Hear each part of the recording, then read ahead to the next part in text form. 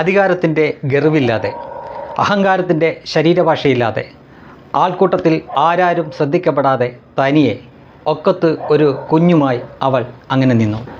അപ്പോൾ ഒരു പക്ഷേ അതുവഴി കടന്നു പോയിക്കൊണ്ടിരുന്ന ആനവണ്ടിയിൽ അതിൻ്റെ ഒരു സൈഡിലിരുന്ന യദുകൃഷ്ണൻ എന്ന ചെറുപ്പക്കാരൻ ഒരുപക്ഷെ ആ കാഴ്ച കണ്ടിരിക്കുമോ?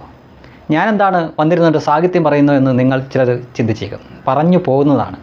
കഴിഞ്ഞ ദിവസം നമ്മുടെ തന്നെ മുഖ്യധാര മാപ്രകളൊക്കെ ഒരു വ്യക്തിയെപ്പറ്റി പറഞ്ഞ വാർത്തകൾ കണ്ടപ്പോൾ പറഞ്ഞു പോയതാണ്. മറ്റൊന്നുമല്ല, തിരുവനന്തപുരത്തെ മുൻ മേയറായിരുന്ന ആര്യ രാജേന്ദ്രൻ്റെ ഇപ്പോഴത്തെ അവസ്ഥയെപ്പറ്റി നമ്മുടെ മാധ്യമങ്ങളിൽ വന്ന വാർത്തകളൊക്കെ കണ്ടപ്പോൾ ഞാനല്ല നിങ്ങളാണെങ്കിലും സമാനമായ രീതിയിൽ തന്നെ പറഞ്ഞു പോകും. പൂജപ്പുര എന്ന സ്ഥലത്ത് വെച്ച് പാർട്ടി പരിപാടി നടക്കുകയാണ്. അവിടെ ഒരു കാഴ്ചക്കാരിയെപ്പോലെ ആര്യ രാജേന്ദ്രൻ അവിടെ നിൽക്കുന്നു.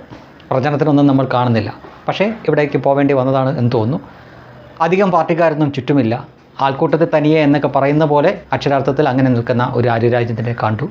5 വർഷത്തോളം ആരവുമായി നടന്നിരുന്ന ഒരാളാണ്. കോർപ്പറേഷൻ്റെ മേയറായി അവരെ 21 വയസ്സുള്ളവരെ വാഴിച്ചപ്പോൾ ആ സിറ്റിയുടെ തന്നെ അധികാരി താനാണ് എന്ന ഭാവത്തിൽ നടന്നിരുന്ന ഒരാൾ ഇന്നിപ്പോൾ ആരാലും ശ്രദ്ധിക്കപ്പെടാതെ നിൽക്കുന്ന കണ്ടപ്പോൾ പറഞ്ഞു പോയതാണ്.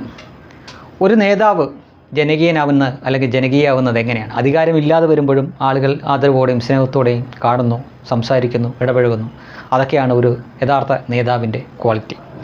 രാഷ്ട്രീയം എന്തുമാവട്ടെ, VS അച്യുതാനന്ദനും അതേപോലെ തന്നെ ഉമ്മൻചാണ്ടിക്കുമൊക്കെ അതുണ്ടായിരുന്നു. അധികാരമില്ലായിരുന്നുവെങ്കിലും അവരുടെ അടുക്കൽ ആളുകൾ എത്തുമ്പോൾ അവരെ ബഹുമാനത്തോടെയും ആദരവോടെയും കണ്ടിരുന്നു.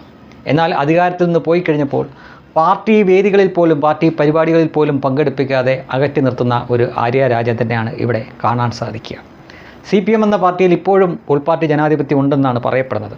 അവിടെ താഴേക്കടയിലുള്ള ഒരു സഖാവ് ഒരുപക്ഷെ പിണറായി വിജയനെ പോലെ ഒരാളെ വിമർശിക്കില്ലായിരിക്കാം. എന്നാൽ ആര്യ രാജേന്ദ്രൻ നിരവധി തവണ ആ വിമർശനങ്ങൾ ഏറ്റുവാങ്ങിയിട്ടുണ്ട്. അതിനിശ്ചിതമായ രീതിയിൽ അവരുടെ കീഴ്ഘടകങ്ങളിൽ ഇവർ വിമർശിക്കപ്പെട്ടിട്ടുണ്ട്.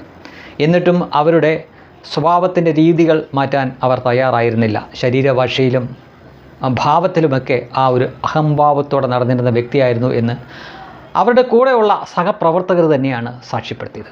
നമ്മളതും മാധ്യമങ്ങളിലൂടെ കണ്ടതാണ്. ഒഴിവാക്കി വിടാമായിരുന്ന വളരെ ചെറിയ ഒരു പ്രശ്നമാണ് യദുകൃഷ്ണൻ എന്ന KSRTC ഡ്രൈവറുമായി. ഇപ്പോൾ അദ്ദേഹം KSRTCയിലില്ല, ജോലി തന്നെ നഷ്ടപ്പെട്ടു. പകരം അന്ന് കണ്ടുകൊണ്ട് നിന്നവർക്കെല്ലാം വളരെ വ്യക്തമായിട്ട് മനസ്സിലാവുന്നതാണ്, ആ ബസ്സിന് മുന്നിൽ റോങ് സൈഡിൽ ഇവർ കാർ കൊണ്ട് വട്ടമിട്ടിട്ടാണ് ആ അഭ്യാസങ്ങളെല്ലാം കാണിച്ചത്. അവർക്ക് വേണമെങ്കിൽ ഒഴിവാക്കി വിടാമായിരുന്നു. ഓവർടേക്ക് ചെയ്ത് പോയതാണ്, പൊക്കോട്ടെ എന്ന് വിചാരിക്കാമായിരുന്നു. പക്ഷേ താൻ എന്തോ വലിയ അധികാരിയാണ് എന്ന ഭാവനെ അവിടെ കാട്ടിക്കൂട്ടിയ ആ എല്ലാ ഷോ ഓഫും അവരുടെ വ്യക്തി ജീവിതത്തിലും അതേപോലെ തന്നെ ഔദ്യോഗിക ജീവിതത്തിലും അവരെ വലിയ രീതിയിൽ നെഗറ്റീവായി ബാധിച്ചു.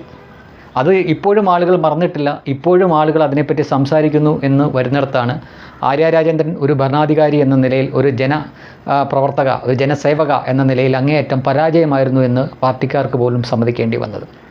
സ്വന്തം ഭർത്താവ് MLA ആയിട്ട് മത്സരിക്കുന്നുണ്ട്. പക്ഷേ അതിൻ്റെ പ്രചരണത്തിൽ പോലും ഇവരെ കാണാനില്ല.